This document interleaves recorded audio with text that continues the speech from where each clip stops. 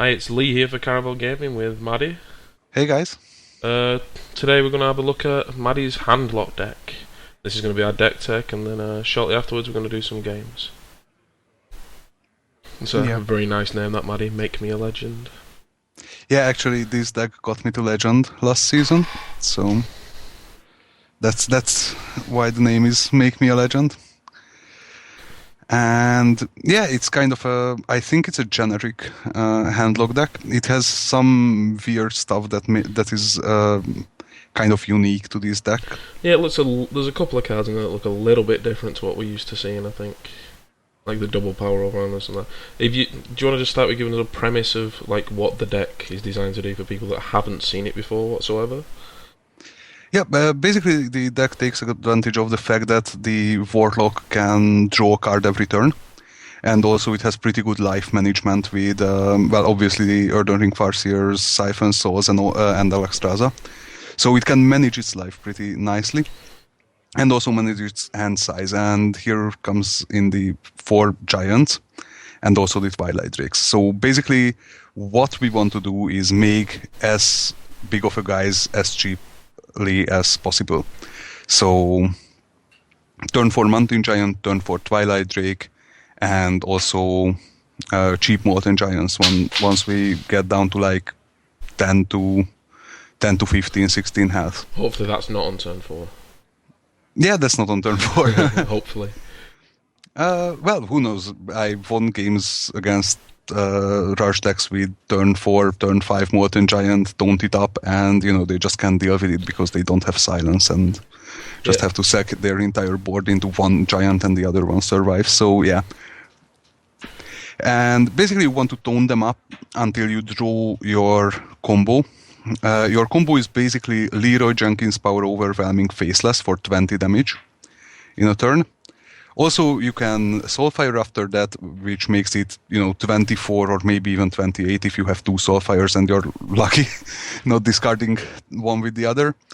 And you can also have some kind of in-game combos with like a Leroy Double Power Overwhelming or Leroy Overwhelming Soulfire and stuff like that. So basically you can kind of OTK the opponent. So the deck's got a lot of defensive capabilities, but also a lot of burst. From what you're saying, is that right? Yeah, well, not necessarily burst, more like high damage output in a single turn. So basically, you've got great finishers, but not really great damage output in the meantime. You just basically defend against the incoming damage. There's a couple of things you're not playing. I've noticed you're not running Jiraxxus. What's your reasoning behind that? I'm assuming you've tested it quite a bit, and it's not just an availability issue.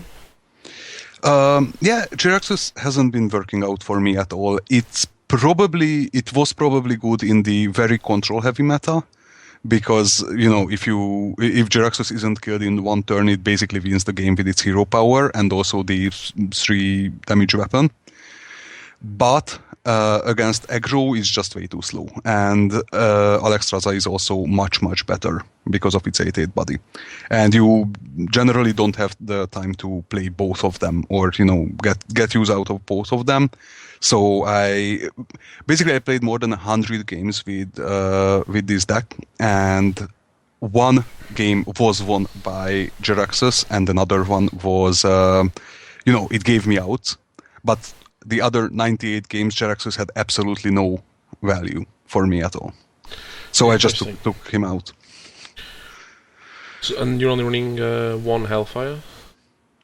Yeah, actually, Hellfire is pretty good against aggro, but I found that 2 hurts you too much. So it can hurt you to the point versus Zoo and also versus the Hunters to the point where you can't come back. So I found 1 Hellfire and 1 Shadow Flame is enough. I run 2 Overwhelmings, so the Shadow Flame can be put on, just a Sunfury or an Owl with Overwhelming to remove big targets. And also I run the unusual Sylvanas Overwhelming combo against Control to take away their Ragnaros in a single turn. And you get to 9 them as well, right? Yeah. Which is quite nice. So yeah, this guy, a lot of people will say, "Oh, this isn't a stock list," blah blah blah. But the thing is, when someone says, Here's my list. I played 100 games with it and reached legendary," you don't want to waste that testing. It's something we see a lot when we used to play a lot of Magic the Gathering. Like people would be against net decking, but you're just wasting hours and hours of other people's testing to come to the essentially probably the same conclusion. So what you're gonna do is start with an established list, like Maddy did. I assume you started with like the stockish list. Yeah, Yeah. definitely. And then you make changes to suit your playstyle. And this is where Maddy's got to, and we're gonna put it through his paces, and some of the cool interactions are gonna come up, I have no doubt, and we'll see how it goes. Yeah, and about net decking a little bit, it's like the deck list shouldn't be consistent. Like at the time when the mid-range hunters came up and everybody was playing Ram Druid and Tone Druid against them, also against Zoo, I actually took out one of the Twilight Drakes for a Black Knight. And it worked out pretty nicely because Twilight Drake was silenced basically all the time, and you needed Black Knight to get through the 5/10s and the Sunwalkers and all that. So you basically want to change the deck constantly given the meta. It's just the generic idea behind the deck, but it has gone through a lot of changes, depending on the meta. Yeah, that's one of the advantages, because you're not actually in a tournament environment. You can change cards. Say if you run into 5 or 6 priest decks in 10 games or something, you can change your deck to beat that deck, and just by swapping a few cards, and you don't need to be stuck with the same list all the time. Which is Yeah. one of the interesting things about ranked. How often have you been silencing your Ancient Watcher and going beat down? Have you ever had to do that? It's actually kind of the best combo in the game against aggro, because for one, they don't expect it, and you have a 4/5 in play, by turn 2 or 3, and it takes care of 2-3 of the Zoo guys or the Rush Hunters guys. So that's actually I run 2 owls just because of that. I think generally people tend to run only 1 owl because they want to silence the enemy stoned. I run 2 because silencing the Watcher is just a huge value advantage. I just feel like you get a lot of advantage from silence nowadays, especially now we can't run a Tink Master in like any kind of sensible way. Yeah. You gotta have somewhere to deal with things like that. So I think that about sums up the brief overview of the deck, and we'll be back soon with some games. Yeah, do you want to tell us about the structure of the next part?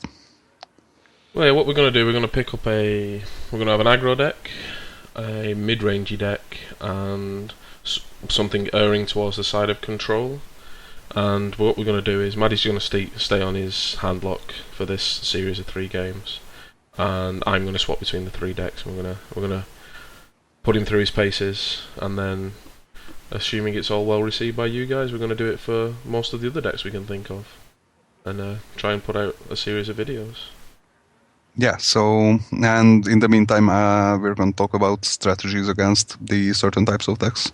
Yeah, and you will be able to see Maddy's hand and my hand, and we're going to talk through the plays as much as we can without we're going to try not to be influenced by what we're talking about either. So if I'm saying, oh, I can play this card and put him down to a certain amount of health, Maddy's not going to go, aha, I'm going to suddenly play around your burn spell. Yeah. Unless you would do that anyway. So we're trying not to dilute it a bit, but it will be a bit influenced, I guess. Yeah, I mean, it will, but, it's not about winning, it's about thinking about strategies and counter strategies, and that's what we're here for, so I think it's fine. I guess so. We'll see you soon. Bye from me. See ya.